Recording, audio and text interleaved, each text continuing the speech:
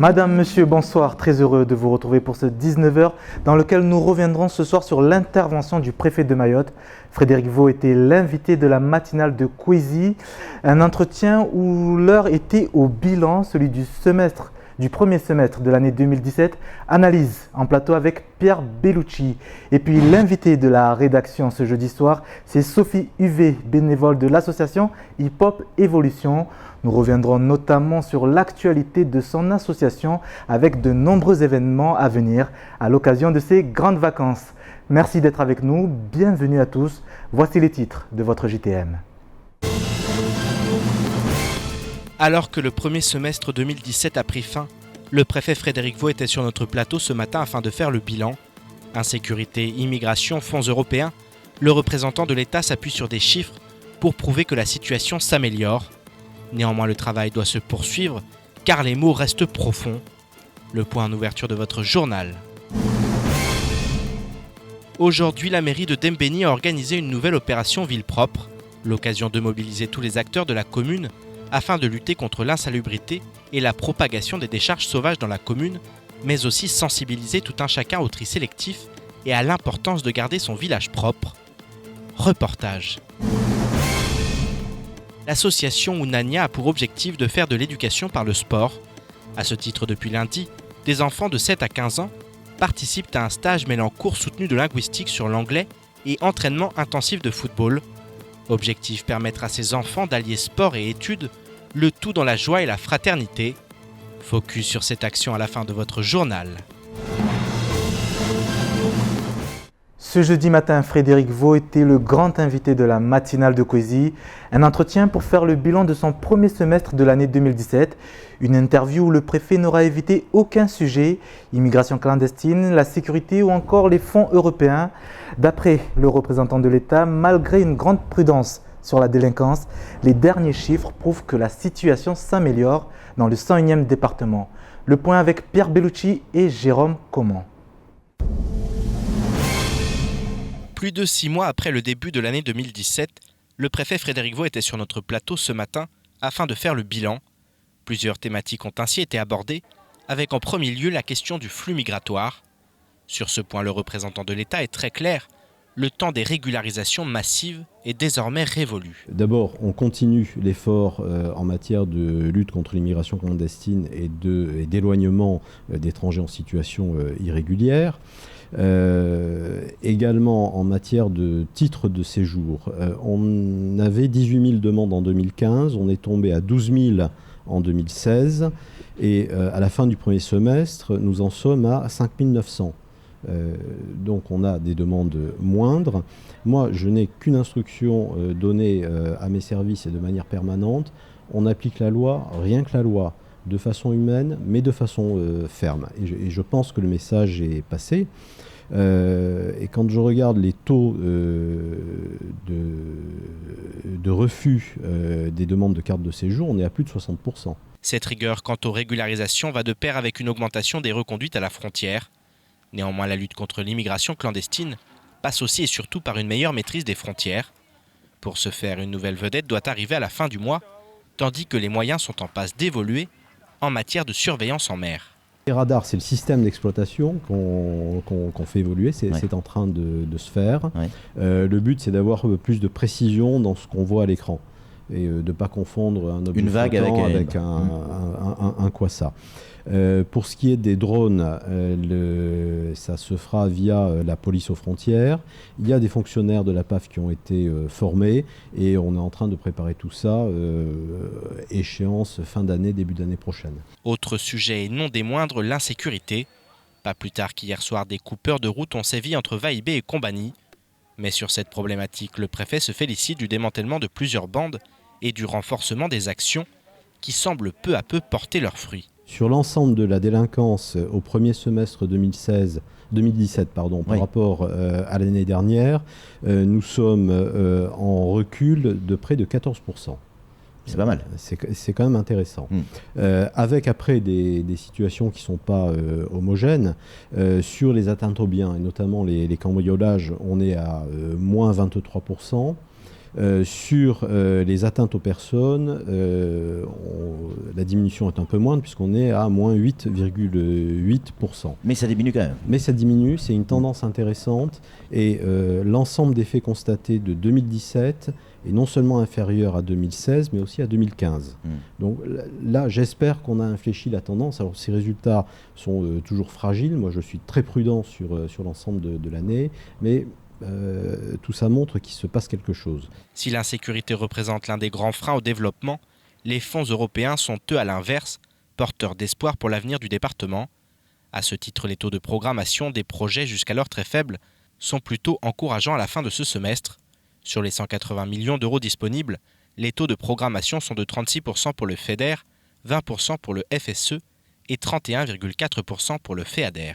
On a un taux de programmation des fonds européens qui est intéressant et qui nous situe plutôt en tête dans les Outre-mer et même au plan national. Donc un bilan intéressant. L'objectif, c'est aussi d'éviter la règle qu'on appelle de dégagement d'office, c'est-à-dire que si on n'a pas suffisamment consommé, on doit rendre de l'argent. Ouais. Moi, mon objectif, c'est de rendre zéro, c'est de tout consommer ici. Afin de tout consommer, le travail d'accompagnement des projets va devoir s'intensifier. Idem pour la lutte contre l'immigration clandestine et l'insécurité, qui restent des problématiques de premier ordre sur le département. Et qu'est-ce que l'on doit retenir de cet entretien du préfet de Mayotte, Frédéric Vaux? L'analyse d'un plateau avec Pierre Bellucci. Bonsoir Pierre. Bonsoir Sonny, bonsoir à tous. Pierre, un préfet certes prudent, mais visiblement satisfait. Oui, alors satisfait, je ne sais pas si au fond de lui il est vraiment satisfait étant donné la situation sur le département. Après, effectivement, il a noté, il a relevé en tout cas des points de satisfaction en ce qui concerne la délinquance, notamment puisqu'on voit que les chiffres sont en baisse. Alors, c'est pas indiqué dans le sujet, mais il a aussi parlé du problème de la violence. Ce qu'on appelle la violence non crapuleuse, c'est-à-dire qu'il ne s'agit pas de cambriolage, il ne s'agit pas d'agression dans le but de voler par exemple, mais il s'agit vraiment de violence, c'est-à-dire qu'on a eu notamment le cas à Passamenti avec ces affrontements, donc c'est souvent des affrontements, des bagarres, donc ça c'est un véritable problème qui est en hausse là également, donc il va falloir aussi se pencher sur cette question. En tout cas, effectivement, ce qu'il faut noter, c'est qu'il y a des progrès sur la délinquance, il y a eu aussi plusieurs plans qui ont été mis en place, alors les policiers le disent eux-mêmes, c'est loin d'être suffisant, en tout cas ça porte ses fruits pour le moment. Est-ce que ça va durer? Il reste prudent aussi sur cette question, puisque voilà, effectivement, on note une baisse sur le premier semestre et aussi sur la fin du dernier trimestre de l'année 2016. Donc ça, c'est encourageant. Maintenant, effectivement, en ce qui concerne la délinquance et en ce qui concerne l'insécurité, on est encore loin du compte. Est-ce que pour autant, ce sont des chiffres qui rassurent? Est-ce que la population, justement, sur le terrain, elle est rassurée?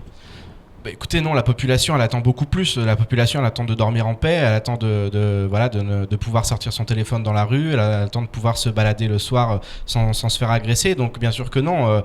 Comme je disais, le compte n'y est pas. En ce qui concerne l'immigration clandestine, c'est pareil. Effectivement, il y a une flotte qui va arriver. En tout cas, il y a une nouvelle vedette qui va arriver. Mais lorsque le ministre de l'Intérieur était venu, l'ancien ministre Bruno Le Roux, j'ai pu discuter avec certains agents de la PAF qui disaient « Mais regardez ce qu'on présente au ministre de l'Intérieur. Regardez l'état de nos navires. » Donc, bien entendu, qu'en termes de moyens, le compte n'y est pas du tout. Il va falloir qu'il y en ait d'autres qui soient donnés au département très prochainement.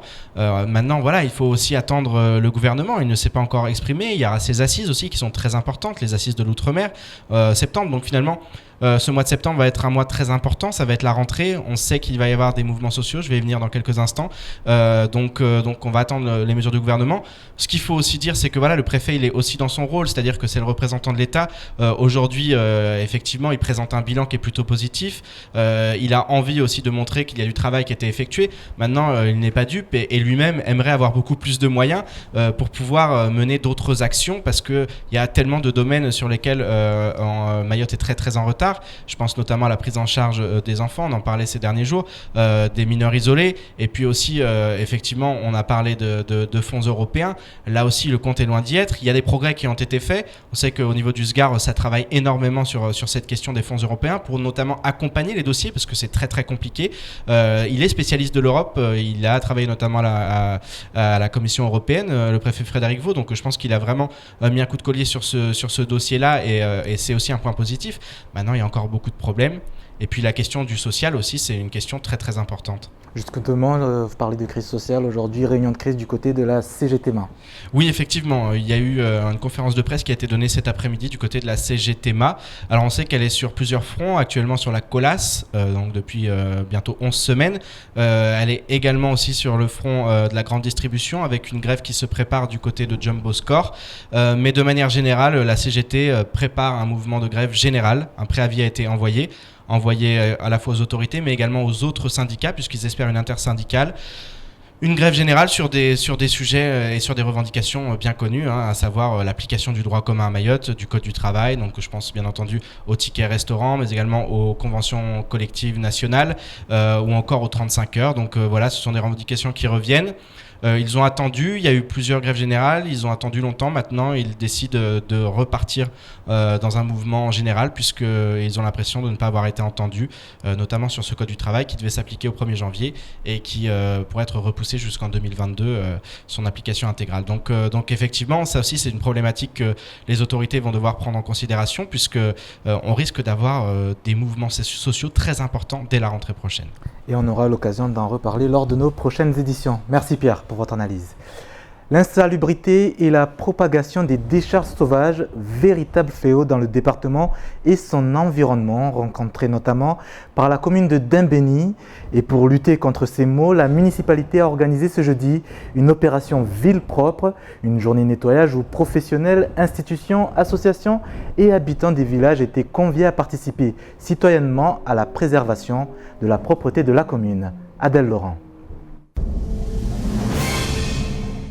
Agents, associations, madrassas, populations, entreprises, élus, tous se sont mobilisés aujourd'hui dans un seul objectif, nettoyer leur commune. Et cette opération ville propre n'est pas la première. C'est une continuité puisqu'en fait on avait commencé l'opération ville propre le 24 mai dernier où on s'était axé sur la nationale entre le collège et le lycée.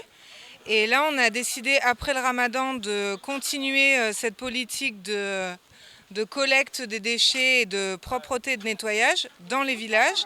Effectivement, on a une pluralité de personnes puisqu'on a aussi bien des entreprises qui nous aident comme Massula, Tetrama, Mayotte Développement, des institutions comme la ville de Mamoudzou, l'ARS, l'ADEAL, mais même des particuliers, des associations, des madrassas et tous les agents de la ville.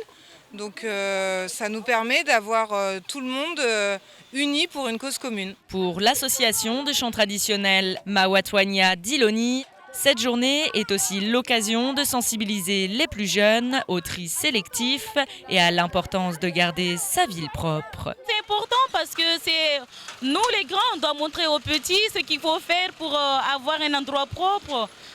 Donc c'est très important pour nous. Et pour faire ce travail de ramassage, il faut de l'énergie. L'association de Tari Foura Njema s'est donc portée volontaire pour préparer des plats alléchants aux bénévoles.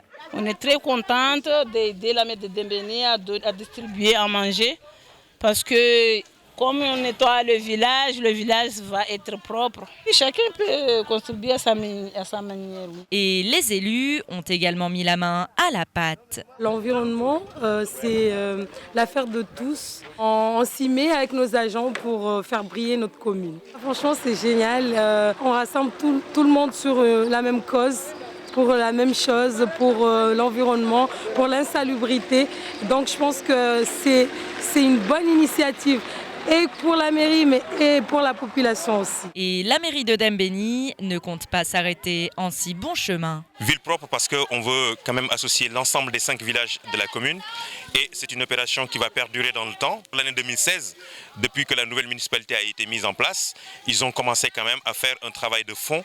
Et c'est ce travail de fond-là qu'on veut poursuivre dans les mois, dans les semaines à venir. Ça montre bien que ce soit les associations comme les madrassas qu'on vient derrière moi, que ce soit les entreprises, que ce soit les élus, que ce soit les habitants, on est tous mobilisés pour que Dimbéni devienne une commune référente en matière de propreté et en matière de gestion des déchets. Et pour ce faire, la mairie va prochainement recruter 3 agents à temps plein, dont la mission sera essentiellement de sensibiliser la population. La police municipale sera également mobilisée afin que cet état de propreté soit maintenu. Enfin, le dispositif de territorialisation des équipes techniques de la mairie va être mis en place. Ainsi, chacun des 5 villages de la commune aura son équipe attitrée. Sensibilisée par l'action, cette journée nettoyage aura permis de rendre la commune de Dembéni plus propre et de donner l'exemple aux communes qui n'ont pas encore mis en place ce genre d'action bénéfique pour tous. Le 14 juillet, c'est demain et à l'approche de ce long week-end, les établissements culturels et festifs de l'île ont préparé des programmes de circonstance. C'est notamment le cas du côté du Café Room à Combani.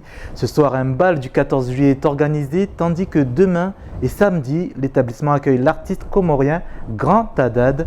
Adepte du zouk et du tarab, il va se produire durant 2 concerts exceptionnels. Pierre Bellucci. Pour tous ceux qui ne savent pas encore quoi faire durant ce long week-end, le Café Room de Combani ouvre ses portes dès ce soir. Le directeur de l'établissement Ibrahim Maskati nous en dit plus sur ce week-end très chargé. Pour ce long week-end, nous avons dès ce soir au Café Room le bal du 14 juillet qui va se dérouler. Et à partir de demain, le vendredi et le samedi, nous avons un artiste comorien qui s'appelle le Grand Haddad qui sera là.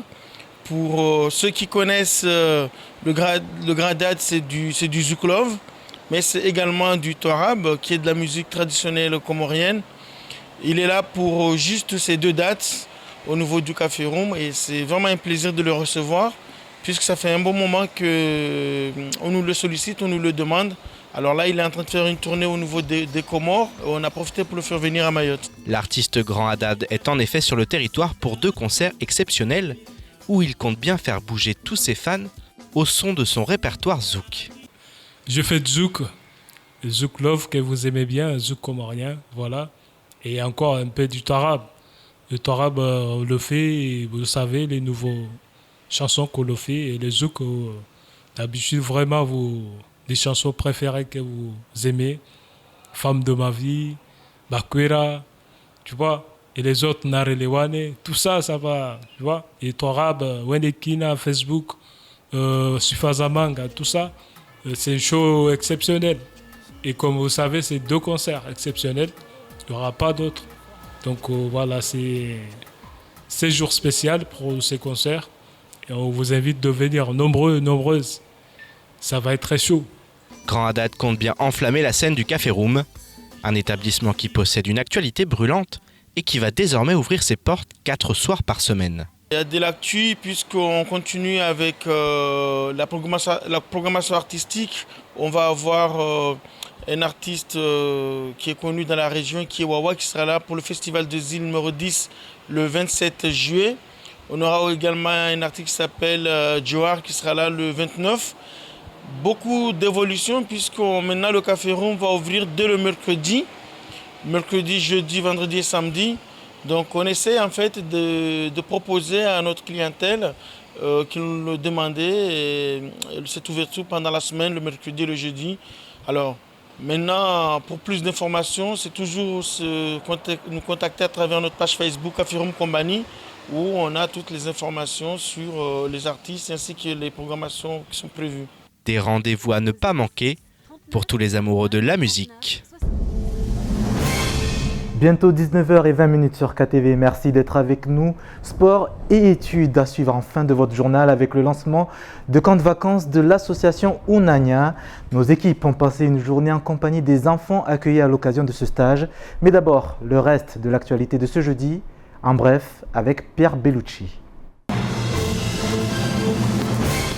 À l'heure où les problèmes de réseau Internet sont de plus en plus dénoncés sur le département, Orange vient de signer un accord de construction et de maintenance pour un nouveau câble très haut débit Fly Lyon 3.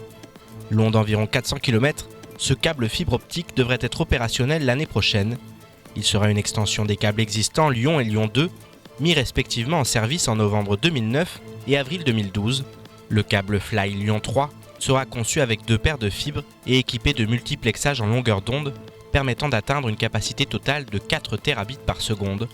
Mayotte possédera alors la liaison déjà existante avec Lyon 2 qui va jusqu'au Kenya, mais aussi celle de Lyon 3. Si l'un est coupé comme cela s'est déjà produit, le débit pourra alors être sécurisé. Par ailleurs, le multiplexage en longueur d'onde permet d'augmenter la capacité en fonction des besoins, sans nouvelle intervention sous-marine. elles sont de retour. Comme chaque année, l'arrivée des baleines à Mayotte constitue un moment particulier pour les prestataires nautiques, les plaisanciers mais aussi les touristes. La saison vient donc tout juste de débuter et une fois n'est pas coutume, les associations de protection de la faune marine rappellent les règles à ne pas enfreindre. Elles vont du respect des distances d'approche au respect du temps d'observation, en passant par le respect du nombre d'embarcations dans la zone d'observation. Le parc naturel marin rappelle qu'à Mayotte, on peut observer un quart des espèces de mammifères marins connues dans le monde. Mais afin de préserver cette immense richesse, il convient de pratiquer un tourisme éco-responsable. Les autorités souhaitent inscrire le lagon mahorais au patrimoine mondial de l'UNESCO, mais pour ce faire, encore faut-il que la vie marine soit préservée et respectée. La compagnie EWAER, tout comme sa grande sœur Air Austral, se porte de mieux en mieux. Sur les 12 derniers mois, elle aura transporté près de 70 000 passagers, affichant ainsi une augmentation de son trafic passager de 32%. Pour l'exercice fiscal 2016-2017, le chiffre d'affaires s'élève à 9,4 millions d'euros, soit une progression de 33% par rapport à l'exercice précédent. Pour la deuxième année consécutive, EWA enregistre un résultat d'exploitation positif de 240 000 euros. Pour Marie-Joseph Mallet, le président directeur général d'EWAER, ces bons résultats, son réseau étoffé de 7 destinations desservies en propre, sa flotte composée de 2 ATR 72-500 conduisent la compagnie sur le chemin de la durabilité. En effet, après ces 2 derniers exercices réussis, EWAER compte bien poursuivre son développement et cela passe notamment par l'augmentation des fréquences et des destinations desservies. Direction à présent Cavani dans la commune de Mamoudzou où cette semaine a débuté un stage sport-études à l'occasion des vacances scolaires. Un camp d'été ouvert durant 2 mois, 1 semaine sur 2 aux enfants âgés entre 7 et 15 ans. Un projet de l'association Unania comprenait fraternité au programme du sport et des études, grâce à notamment la participation d'éducateurs sportifs et professeurs bénévoles. Objectif, éduquer la jeune génération par le sport et tirer le meilleur de ces adultes de demain. Une journée de stage au cœur des petits Unania, c'est dans ce reportage. Chez les Unania, la journée débute tout d'abord par un bon petit déjeuner. Oui, c'est très important. Vu qu'on commence tôt, c'est important qu'on mette quelque chose dans le ventre avant qu'on attaque la journée. Oui. Hello everybody! Let's go! Did you have a good night? Yes. Okay. Very good. Au programme de ce jeudi, activités physiques et pédagogiques. Et pour éveiller les esprits, petit cours d'anglais. 1h30 à s'initier à la langue de Shakespeare. Une séance du jour plutôt light. Il travaille sur les pays anglophones avec donc des personnes, des célébrités qui représentent ces pays anglophones ainsi que leur nationalité. L'intérêt ici, c'est que pour les enfants, c'est beaucoup plus facile d'associer donc des mots et de retenir du vocabulaire quand ils peuvent mettre des images dessus. Globalement, on peut dire qu'effectivement, ils sont intéressés et concentrés. Bien entendu, ça reste des enfants, donc au bout d'1h30, il faut quand même qu'ils puissent se dégourdir. Et en tout cas, je suis très satisfaite de leur investissement. Un investissement récompensé en fin de matinée par une séance de football. Apprentissage pour certains, perfectionnement pour d'autres. Toutes les générations et tous les niveaux se rencontrent. Un projet sport-études construit par une fraternité, mais avant tout, des parents qui n'hésitent pas à donner de leur personne, avec comme objectif de tirer l'excellence sociale. C'est une aventure humaine qu'on essaie de construire et de consolider. On est des croyants à la vertu du sport. On pense que le sport est un véhicule formidable pour transmettre à des enfants des valeurs de citoyenneté. Donc voilà, on essaie de les fixer sur leur passion et puis les amener vers le chemin de l'excellence, pour leur faire comprendre en tout cas que les études c'est quelque chose de primordial, d'important. Réaliser l'éducation par le sport en cette période de vacances, la recette semble fonctionner auprès des enfants venus avant tout pour s'épanouir. Être avec mes amis, mes cousins et tout ça, et m'amuser, et surtout aussi travailler. Je suis là pour travailler et aussi jouer au foot et s'amuser avec ses amis. Je préfère nettement être ici, passer du bon temps avec mes amis que rester chez moi en train de regarder la télé. Avant, je n'aimais pas du tout le foot, mais maintenant, à chaque fois que je mets un ballon dans le but, je suis vraiment contente. Ça me fait apprécier le foot. Durant 2 mois, près d'une trentaine d'enfants seront accueillis une semaine sur 2 au sein du camp Unania à Cavani. Autre association qui risque d'être très active lors de ces grandes vacances, il s'agit de l'association Hip Hop Evolution. Et pour en parler, une membre très active également, il s'agit de Sophie Huvet, place à l'invité de la rédaction. Bonsoir Sophie Huvet. Bonsoir Sonny. Merci d'être avec nous. Alors un programme très chargé lors de ces vacances, à commencer par le lancement de ce camp de vacances exclusivement réservé à la danse. Oui, exactement, et ce sera la 3e édition, donc ça passe très vite.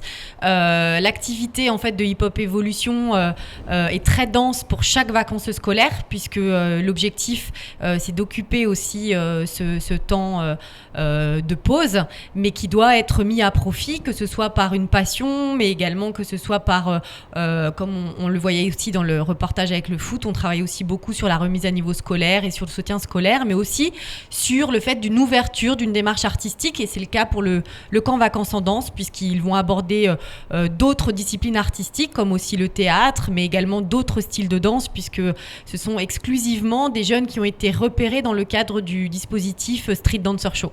Alors il y aura un autre événement, ce sera du 4 au 29 août, il s'agit de Vagabond Lab. Exactement, donc on enchaînera ensuite au mois d'août avec le centre de formation danse et de réussite éducative qui est accompagné dans le cadre aussi d'un dispositif expérimental, le FEJ, avec la DGSCS, avec la préfecture, avec la politique de la ville, le conseil départemental, voilà un certain nombre de... Et donc on sera aussi, on sera à la 7e session, donc là on a 25 jeunes de 7 à 16 ans, et l'objectif c'est effectivement de la remise à niveau scolaire, mais également une ouverture sur le monde, sur les autres, sur le fait de respecter différentes cultures, différentes personnes, au travers bien sûr aussi du perfectionnement danse, puisque si ça s'appelle Vagabond Lab, c'est aussi parce que ça se fait en collaboration avec le crew Vagabond, qui est le crew français le plus titré au monde. Alors il y aura d'autres événements, notamment la Battle Royale Style le 19 août prochain. La jeunesse au cœur justement de votre politique? Bien sûr, et c'est elle qui construit aussi l'activité, et c'est elle en tout cas qu'on souhaite qui prenne les rênes demain. On y travaille, et aujourd'hui c'est de plus en plus le cas, puisque maintenant on a 2 services civiques, on a 2 salariés, et on a des démarches de professionnalisation auprès de 12 danseurs, et entre autres aujourd'hui qui se trouvent sur un tournage. Justement, ce tournage, on allait en parler, il s'agit de Shababi Project, une série 100% locale qui va être bientôt diffusée sur nos écrans. Parlez-nous un peu de ce beau projet dont quelques danseurs font partie de Hip Hop Evolution, font partie de ce projet. Exactement. Donc en fait c'est un super projet auquel on n'imaginait pas nous, et en fait qui l'a imaginé, c'est une autre association, l'association One, Women Act Now, dont sa présidente Valérie Thomas, qui est médecin urgentiste et médecin de santé publique au CHM, a imaginé en fait ce projet à la suite d'une enquête faite sur les violences faites aux femmes à Mayotte, qui a révélé effectivement un certain nombre de Alors problèmes. On le voit juste en image, justement les coulisses du tournage de ce magnifique projet. Voilà, on peut voir que c'est vraiment un tournage professionnel, et donc l'idée c'est de mettre en image une fiction, puisque c'est vraiment des histoires fiction, mais quand même en pointant du doigt quelques messages, et surtout de lutter contre toutes les formes de violence et de discrimination, mais c'est porté par la jeunesse. Donc il y a 11 comédiens de Mayotte qui sont principalement issus en fait de la troupe Mlési Amtsapéré, mais pas seulement, également des ateliers théâtre, des écoles, des universités, mais également aussi des autodidactes qui ont été découverts lors d'un casting, puisque je voudrais pas me tromper, mais plus de 250 jeunes ont été castés. Et puis on nous a sollicité en tant qu'association de soutien aux danseurs, parce que l'idée, toute cette fiction en fait part d'une classe artistique qui est au lycée, qui est constituée essentiellement de gens qui font du théâtre et de gens qui font de la danse. Et ensuite, ils vont leur arriver plein de péripéties, mais rassurez-vous, ça se finira toujours bien. Alors c'est une belle vitrine, notamment pour notre île, pour votre association, mais c'est surtout une reconnaissance pour cette jeunesse. Oui, c'est une très belle reconnaissance parce qu'on leur fait vraiment confiance. Et moi, ce que je constate en fait sur ce tournage, pour y aller régulièrement, c'est qu'il y a effectivement 4 professionnels techniciens de l'audiovisuel du cinéma qui ont été formés à la FEMI et qui sont vraiment qui ont tourné sur des grosses productions, qui ont joué le jeu, qui sont militants et qui ont compris en fait l'intérêt de venir à Mayotte, de demander l'excellence, mais en même temps d'être en binôme à chaque fois avec un Mahorais ou une Mahoraise. Donc on peut voir, et on l'a vu là sur les images, par exemple Naftal qui fait les caméras, Mario qui fait le machino, Samir, Kamar. Il y a énormément en fait de jeunes prometteurs et on espère pourquoi pas que ça donnera et que ça ouvrira des portes pour le cinéma mahorais. Alors, sortie prévue de Shababy Project pour ? Eh bien, on l'espère fin d'année. Le tournage s'arrêtera en tout cas le 30 juillet. Merci Sophie Huvet d'avoir accepté notre invitation. Merci à vous. Fin de cette édition, merci de votre fidélité. Pas de journal ce vendredi pour cause de fête nationale. Retour de l'information lundi dès 6h avec le journal radio de Pierre Bellucci, suivi de la matinale. À 19h, Amina Ariti pour vous servir l'actualité locale. Belle soirée à tous sur KTV.